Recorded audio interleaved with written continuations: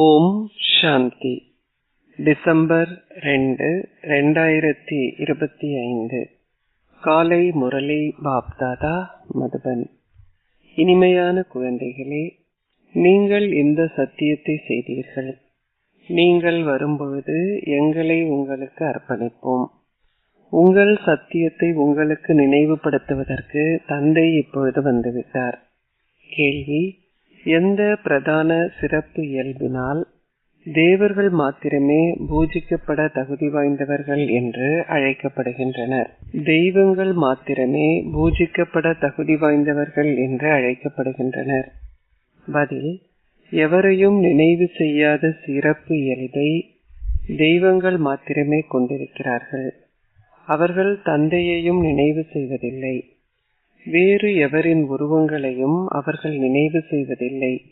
இதனாலேயே அவர்கள் பூஜிக்க தகுதி வாய்ந்தவர்கள் என்று கூறப்படுகிறார்கள்.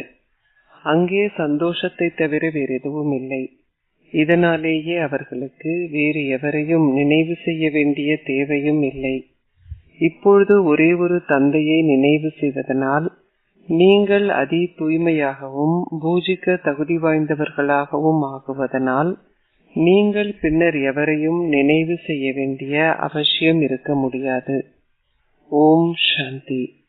இனிமையிலும் இனிமையான ஆன்மீக குழந்தைகளே, உங்களை ஆன்மீக ஆத்மாக்கள் என அழைக்க முடியாது. உயிர் அல்லது ஆத்மா இரண்டும் ஒன்றே ஆகும். ஆன்மீக தந்தை ஆன்மீக குழந்தைகளாகி உங்களுக்கு விளங்கப்படுத்துகின்றார். முன்னர் பரம்பிதா பரமாத்மா ஆத்மாக்களுக்கு இந்த ஞானத்தை வழங்கியதில்லை. தந்தையே கூறுகின்றார், நான் சக்கரத்தில் ஒரு முறை மாத்திரமே அதி மேன்மையான சங்கமிகத்தில் வருகின்றேன். வேறு எவராலும் இதை கூற முடியாது. சக்கரத்தின் சங்கம யுகத்தை தவிர்த்த வேறெந்த நேரத்திலும் தந்தை ஒருபொழுதும் வருவதில்லை. பக்தி முடிவுக்கு வரவுள்ள பொழுது சங்கம யுகத்திலேயே தந்தை வருகின்றார். தந்தை இங்கு அமர்ந்திருந்து இந்த ஞானத்தை குழந்தைகளாகி உங்களுக்கு கொடுக்கின்றார். உங்களை ஓர் ஆத்மாவாக கருதி தந்தையை நினைவு செய்யுங்கள். சில குழந்தைகளுக்கு இது மிகவும் கடினமாக இருக்கிறது. இது மிக இலகுவாக இருந்தாலும் அது அவர்களின் புத்தியில் மிக நன்றாக பதிவதில்லை. இதனாலேயே பாபா அவர்களுக்கு மீண்டும் மீண்டும் விளங்கப்படுத்துகின்றார். அவர்களுக்கு விளங்கப்படுத்தினாலும் அவர்கள் எதையும் புரிந்து கொள்வதில்லை. ஒரு பாடசாலையில் ஒரு ஆசிரியரினால் 12 மாதங்களுக்கு கற்பிக்கப்பட்டாலும் சில மாணவர்கள் தோல்வியடைகிறார்கள். இந்த எல்லையற்ற தந்தை ஒவ்வொரு நாளும் குழந்தைகளாகி உங்களுக்கு கற்பிக்கின்றார். இருப்பினும் உங்களில் சிலரால் மாத்திரமே கிரகித்துக் கொள்ள முடிகிறது. மற்றோர் மறந்து விடுகிறார்கள். உங்களுக்கு விளங்கப்படுத்தப்பட்டுள்ள பிரதான விஷயம், உங்களை ஓர் ஆத்மாவாக கருதி தந்தையை நினைவு செய்யுங்கள். தந்தையே கூறுகின்றார், சதா என்னை மாத்திரமே நினைவு செய்யுங்கள். எந்த ஒரு மனிதராலும் என்றுமே இவ்வாறு கூற முடியாது. தந்தை கூறுகின்றார், நான் ஒரு முறையே வருகின்றேன். நான் ஒரு சக்கரத்தின் பின்னர் சங்கமயுகத்தில் வந்து குழந்தைகளாகி உங்களுக்கு மாத்திரமே விளங்கப்படுத்துகின்றேன். நீங்கள் மாத்திரமே இந்த ஞானத்தை பெறுகின்றீர்கள். வேறு எவரும் இதனை பெறுவதில்லை. பிரஜாபிதா பிரம்மாவின் வாய்வழி தோன்றல்களான நீங்கள் மட்டுமே இந்த ஞானத்தை புரிந்து கொள்கிறீர்கள். முன்னைய கல்பத்தின் சங்கமயுகத்தில் தந்தை உங்களுக்கு இந்த ஞானத்தை கற்பித்ததை நீங்கள் அறிவீர்கள். பிராமணர்களாகிய உங்களுக்கே இந்த பாகங்கள் இருக்கின்றன. நிச்சயமாக நீங்கள் இந்த குலங்களின் மூலமாக செல்ல வேண்டும். மற்ற சமயத்தவர்கள் இந்த குலங்களின் மூலமாக செல்வதில்லை. பாரத மக்கள் மாத்திரமே இக்குலங்களின் மூலமாக செல்கின்றனர். பிராமணர்களே பாரதத்தில் வசிப்பவர்கள் ஆகின்றார்கள். இதனாலேயே தந்தை பாரதத்திற்கு வரவேண்டி உள்ளது. பிராமணர்களாகிய நீங்களே பிரஜாபிதா பிரம்மாவின் வாய்வழி தோன்றல்கள்.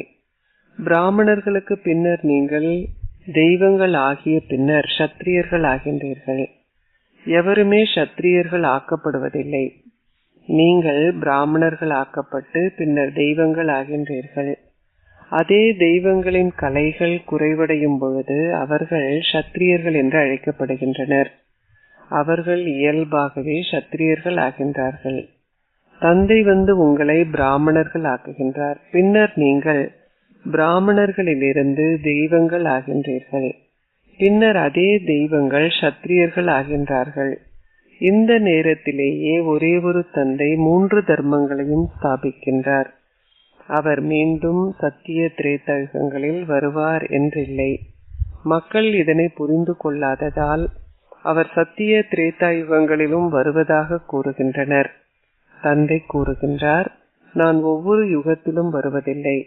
நான் சக்கரத்தில் ஒரு முறை மாத்திரம் சங்கம யுகத்தில் வருகின்றேன். பிரஜாபிதா பிரம்மா மூலம் நானே உங்களை பிராமணர்கள் ஆக்குகின்றேன். நான் பரந்தாமத்திலிருந்து வருகின்றேன். அச்சா, பிரம்மா எங்கிருந்து வந்தார்? பிரம்மா 84 பிறவிகளை எடுக்கின்றார். நான் அதனை எடுப்பதில்லை. பிரம்மாவும் சரஸ்வதியும் விஷ்ணு ஆகின்றனர். அவரது இரட்டை வடிவம் லக்ஷ்மியும் நாராயணரும் ஆகும். இவர் 84 பிறவிகளை எடுக்கின்றார். பின்னர் இவரது பல பிறவிகளின் இறுதியில் நான் இவரில் பிரவேசித்து இவரை பிரம்மா ஆக்குகின்றேன். நான் இவருக்கு பிரம்மா என பெயரிடுகின்றேன். இவரது பெயர் இவரால் தேர்வு செய்யப்படுவது இல்லை. ஒரு குழந்தை பிறந்த 6ஆம் நாளின் பின்னர் அவரது ஜாதகத்திற்கு ஏற்ப பெயர் சூட்டு விழா அவர்களால் செய்யப்படுகிறது. அவர்கள் அந்த குழந்தையின் பிறந்த தினத்தை கொண்டாடுகிறார்கள். இவரது ஜாதகத்திற்கு ஏற்ப இவரது பெயர் லேக்ராஜ் என்பதாகும். பிறந்த நாள் முதல் இதுவே இவரது பெயராக இருந்தது. சங்கமயுகத்தில் தந்தை இவரில் பிரவேசித்ததும் இவரின் பெயர் மாற்றப்பட்டது. இவர் தனது ஓய்வு ஸ்திதியில் இருக்கும் பொழுதே தந்தை இவரது பெயரை மாற்றுகின்றார். அந்த சந்நியாசிகள் வீட்டை விட்டு செல்லும் பொழுது அவர்களது பெயர்கள் மாற்றப்படுகின்றன. இவர் வீட்டிலேயே வசிக்கின்றார். பிராமணர்கள் தேவைப்பட்டதனால் நான் இவருக்கு பிரம்மா என பெயர் சூட்டினேன். நான் உங்களை எனக்கு உரியவர்களாக்கி உங்களை தூய பிராமணர்கள் ஆக்குகின்றேன். நீங்கள் தூய்மையாக்கப்படுகின்றீர்கள். நீங்கள் பிறப்பிலிருந்தே தூய்மையானவர்கள் என்றில்லை. நீங்கள் தூய்மை ஆகுவதற்காக இந்த கற்பித்தல்களை பெறுகின்றீர்கள். பிரதான விஷயம் எவ்வாறு தூய்மையாகுவது என்பதாகும். பக்தி மார்க்கத்தில் உள்ள ஒருவர் கூட பூஜிக்க தகுதி வாய்ந்தவராக இருக்க முடியாது என்பதை நீங்கள் அறிவீர்கள். குருமார் போன்றோர் தங்கள் வீடுகளை துறந்து தூய்மையாகுவதனால் மக்கள் அவர்கள் முன்னிலையில் தலை வணங்குகிறார்கள். எவ்வாறாயினும் அவர்களை பூஜிக்க தகுதி வாய்ந்தவர்கள் என கூற முடியாது. பூஜிக்க தகுதி வாய்ந்தவர்கள் எவரையும் நினைவு செய்வதில்லை. சந்நியாசிகள் பிரம்ம தத்துவத்தை நினைவு செய்து பிரார்த்தனை செய்கிறார்கள். சத்யுகத்து மக்கள் எவரையும் நினைவு செய்வதில்லை. தந்தை கூறுகின்றார், நீங்கள் இப்பொழுது அந்த ஒரே ஒருவரையே நினைவு செய்ய வேண்டும். அது பக்தி மார்க்கம். ஆத்மாக்களாகிய நீங்கள் மறைமுகமானவர்கள். எவருக்கும் ஆத்மாக்களை மிக சரியாக தெரியாது. சத்திய திரேதாயுகங்களிலும் ஷரீரதாரிகள் தமது பெயர்களை கொண்டே தங்கள் பாகங்களை நடிக்கிறார்கள். பெயர்கள் இல்லாமல் நடிகர்கள் இருக்க முடியாது. நீங்கள் எங்கு இருந்தாலும் உங்கள் ஷரீரங்களுக்கான பெயர்கள் நிச்சயமாக கொடுக்கப்பட்டிருக்க வேண்டும். ஒரு பெயர் இல்லாமல் உங்கள் பாகத்தை எவ்வாறு நீங்கள் நடிக்க முடியும்? தந்தை உங்களுக்கு விளங்கப்படுத்தி இருக்கின்றார். பக்தி மார்க்கத்தில் நீங்கள் பாடுவதுண்டு, நீங்கள் வரும்பொழுது வேறு எவரையும் அன்றி உங்களையே நான் எனக்கு உரியவர் ஆக்குவேன். நான் உங்களுக்கு மாத்திரமே உரியவன். ஆத்மாக்கள் இதை கூறுகின்றார்கள். பக்தி மார்க்கத்தில் பெயர்கள் வழங்கப்பட்டிருக்கின்ற அந்த ஷரீரங்களையும் நாங்கள் வழிபட மாட்டோம். நீங்கள் வரும்பொழுது எங்களை உங்களுக்கே அர்ப்பணிப்போம். அவர் எப்பொழுது வருவார் என்பதையும் நீங்கள் அறிந்திருக்கவில்லை. பல்வேறு பெயர்களை கொண்ட எத்தனையோ ஷரீரதாரிகளை மக்கள் தொடர்ந்தும் வழிபடுகின்றனர். சக்கரத்தின் 2வது அரை பகுதியின் பின்னர் பக்தி முடிவுறும் பொழுது தந்தை வருகின்றார். அவர் கூறுகின்றார், நீங்கள் பிறவி பிறவியாக கூறி வந்தீர்கள். நான் உங்களை தவிர வேறு எவரையும் நினைவு செய்ய மாட்டேன். எனது சொந்த ஷரீரத்தையும் கூட நான் நினைவு செய்ய மாட்டேன். எவ்வாறாயினும் என்னை கூட உங்களுக்கு தெரியாது. எனவே எவ்வாறு உங்களால் என்னை நினைவு செய்ய முடியும்? தந்தை இப்பொழுது இங்கே அமர்ந்திருந்து குழந்தைகளாகிய உங்களுக்கு விளங்கப்படுத்துகின்றார். இனிமையிலும் இனிமையான குழந்தைகளே, உங்களை ஆத்மாக்களாக கருதி தந்தையை நினைவு செய்யுங்கள். தந்தை மாத்திரமே தூய்மையாக்குபவர். அவரை நினைவு செய்வதன் மூலம் நீங்கள் தூய்மையாகவும் சதோப்பிரதானமாகவும் ஆகுவீர்கள். சத்திய திரேதா யுகங்களில் பக்தி என்பது இல்லை. நீங்கள் தந்தையையோ வேறு எந்த உருவங்களையோ நினைவு செய்வதில்லை. அங்கு சந்தோஷத்தை தவிர வேறு எதுவும் இல்லை. தந்தை விளங்கப்படுத்தி இருக்கின்றார். நீங்கள் எந்த அளவிற்கு நெருக்கமாக வருகின்றீர்களோ அந்த அளவிற்கு கர்மாதி ஸ்திதியை நெருங்கி வருவீர்கள். சத்யுகத்திலும் புதிய யுகத்திலும் ஒரு புதிய இல்லத்திலும் இருக்கின்ற பெரும் சந்தோஷம் இருக்கிறது. பின்னர் அது 25% பழமையானதும் நீங்கள் சொர்க்கத்தை மறந்துவிட்டதை போலாகிவிடுகிறது. எனவே தந்தை கூறுகின்றார், நீங்கள் பாடியதுண்டு, நாங்கள் உங்களுக்கு மாத்திரமே உரியவர்களாக இருப்போம், நாங்கள் உங்களை மாத்திரமே கேட்போம். ஆத்மாக்கள் தந்தையை பரமாத்மா என குறிப்பிடுகின்றனர். ஆத்மாக்கள் மிக சின்னம் சிறிய சூட்சுமமான புள்ளிகள். ஓர் ஆத்மாவை பார்ப்பதற்கு தெய்வீக பார்வை தேவைப்படுகிறது. உங்களால் ஓர் ஆத்மாவின் மீது மனதை ஒருமுகப்படுத்த முடிவதில்லை. உங்களை அத்தகைய ஓர் சின்னம் சிறிய புள்ளியாகிய ஓர் ஆத்மா என கருதி தந்தையை நினைவு செய்வதற்கு முயற்சி தேவை.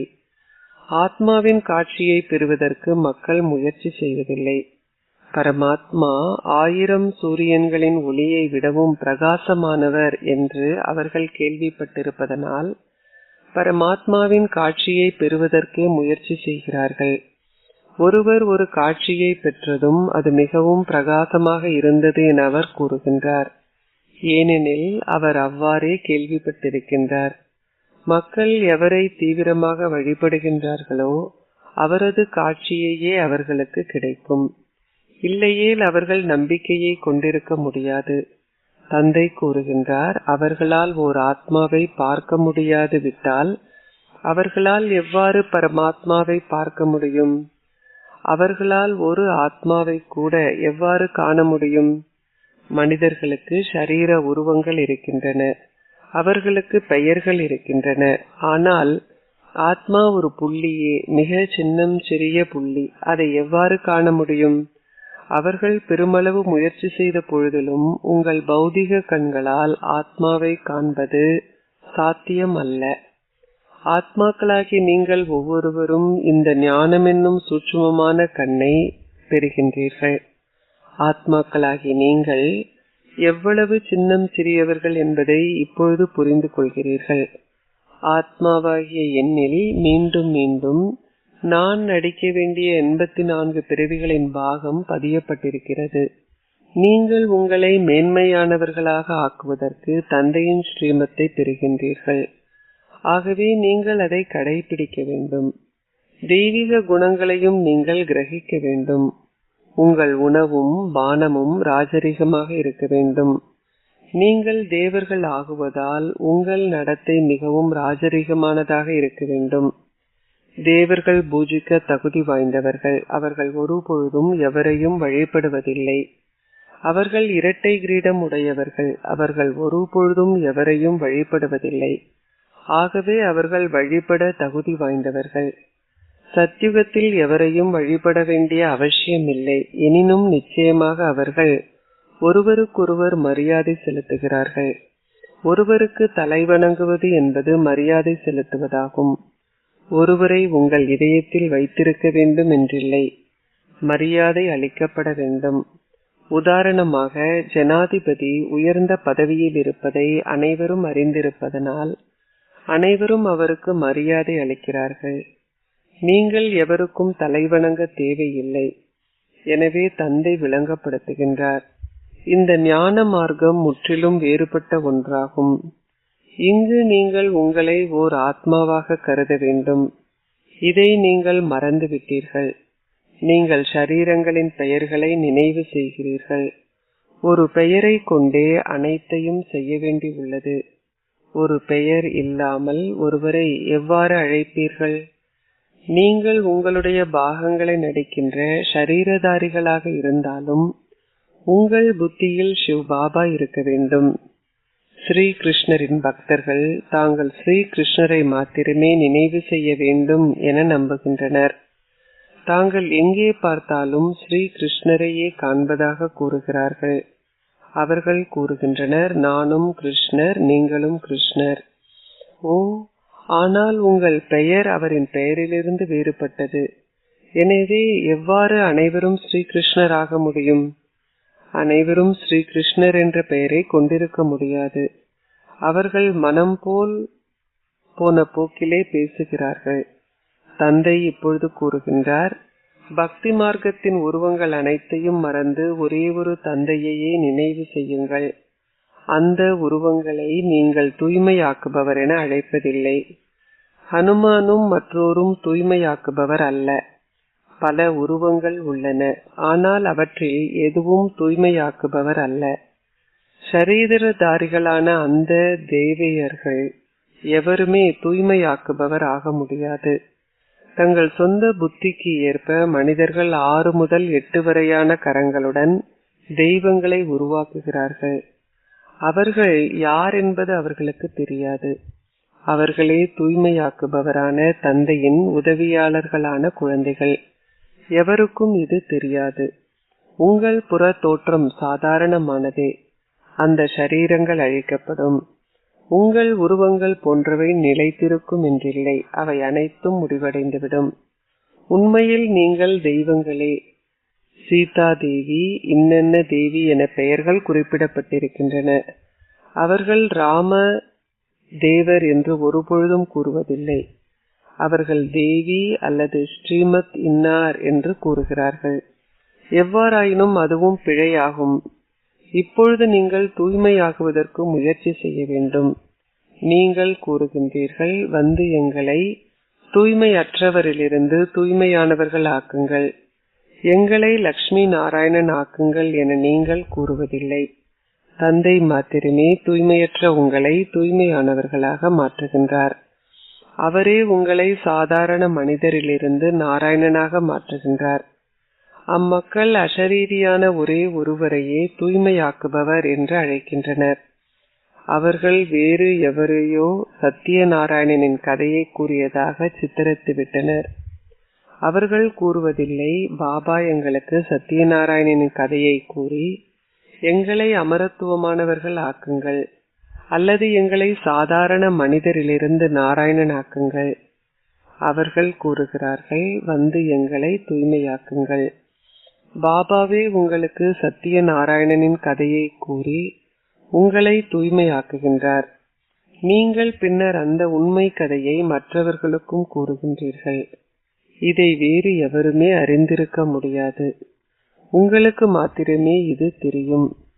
வீட்டில் உங்கள் நண்பர்கள், உறவினர்கள், சகோதரர்கள் போன்றோர் இருந்த பொழுதிலும் அவர்கள் இன்னமும் புரிந்து கொள்ளவில்லை. அச்சா, இனிமையிலும் இனிமையான அன்பிற்குரிய, எப்பொழுதோ காணாமல் சென்று இப்பொழுது கண்டெடுக்கப்பட்டிருக்கும் குழந்தைகளுக்கு உங்கள் தந்தை தாயாக இருக்கும் பாப்தாதாவின் அன்பும் நினைவுகளும் காலை வந்தனங்களும். ஆன்மீக தந்தை ஆன்மீக குழந்தைகளுக்கு நமஸ்தே கூறுகின்றார். ஆன்மீக குழந்தைகள் ஆன்மீக தந்தைக்கு நமஸ்தே கூறுகின்றோம். தாரணைக்குரிய சாரம் 1. உங்களை மேன்மையானவர்கள் ஆக்குவதற்கு தந்தையிடமிருந்து நீங்கள் பெறுகின்ற ஸ்ரீமத்தை பின்பற்றி தெய்வீக குணங்களையும் கிரகியுங்கள். உங்கள் உணவும் பானமும் நடத்தையும் மிகவும் ராஜரிகமாக இருக்க வேண்டும். 2. ஒருவரை ஒருவர் நினைவு செய்யாதீர்கள், ஆனால் நிச்சயமாக மரியாதை கொடுங்கள். தூய்மையாகுவதற்கு முயற்சி செய்வதுடன் மற்றோரையும் அவ்வாறு செய்வதற்கு தூண்டுங்கள். ஆசீர்வாதம். நீங்கள் என்றுமே சந்தோஷமாக இருப்பதுடன் ஓர் சுவையற்ற, அதாவது வறண்ட சூழலிலும் பிறரை ஒரு சந்தோஷத்திற்கான சுவையை அனுபவம் செய்ய வைப்பீர்களாக. என்றுமே சந்தோஷமாக இருக்கின்ற ஆசீர்வாதத்தை பெற்றிருக்கின்ற குழந்தைகளாகிய நீங்கள் துன்ப அலைகளை உருவாக்குகின்ற சூழலிலும், ஒரு வறண்ட சுவையற்ற சூழலிலும் ஆத்மாக்களை தங்கள் பேறுகளின் குறைவை அனுபவம் செய்ய வைக்கின்ற சூழலிலும் சதா சந்தோஷமாக இருப்பீர்கள். சூரியன் இருளை மாற்றுவதைப் போல் உங்களின் சந்தோஷத்திற்குரிய காட்சி மூலம் உங்களால் ஒரு துன்பகரமான துக்கத்திற்குரிய சூழலையும் மாற்றமடைய செய்ய முடியும். இருளில் ஒளியை ஏற்படுத்துவதும் அமைதியற்ற இடத்தில் அமைதியை உருவாக்குவதும் ஒரு வறண்ட சுவையற்ற சூழலில் சந்தோஷத்திற்கான ஒரு ரசனையை அதாவது சுவையை கொடுப்பதும் என்றும் சந்தோஷமாக இருப்பது எனப்படுகிறது. தற்பொழுது இவ்விதமான சேவை அத்தியாவசியமாக இருக்கிறது. ஸ்லோகம்: ஒரு ஷரீரமற்றவரே எவ்விதமான ஷரீர கவர்ச்சியாலும் கவரப்படுவதில்லை. அவ்யக்த இஷாரா: இப்பொழுது முழுமையாகவும் கர்மாத்தீதமாகவும் ஆகின்ற ஆழமான அக்கறையை கொண்டிருங்கள். கர்மாத்தீத் அடைவது என்றால் நீங்கள் கர்மத்திற்கு அப்பால் அதாவது செயல்கள் செய்வதிலிருந்து விலகி செல்வதாக அர்த்தமில்லை. கர்மம் செய்வதிலிருந்து நீங்கள் விலகி இருக்காதீர்கள். ஆனால் கர்ம பந்தனத்தில் சிக்கிக் கொள்வதிலிருந்து விலகி இருங்கள். இதுவே கர்மாத்தீத் என்று அறியப்பட்டுள்ளது. கர்ம யோகா ஸ்திதியானது உங்களை கர்மாத்தீத் ஸ்திதியை அனுபவம் செய்ய வைக்கிறது. ஒரு கர்மயோகி ஆனவர் அந்த அளவு அன்பானவராகவும் பற்றற்றவராகவும் இருக்கின்றார். இந்த ஸ்திதி மூலம் எவ்வளவு பெரிய பணியாக இருந்தாலும் அல்லது அதற்காக எவ்வளவு முயற்சியை செய்ய வேண்டி இருந்தாலும் பரவாயில்லை. அது நீங்கள் எந்த வேலையையும் செய்யாததை போல் உணரப்படும். ஆனால் நீங்கள் ஒரு விளையாட்டை விளையாடுவதை போலுள்ளது. ஓம் சாந்தி.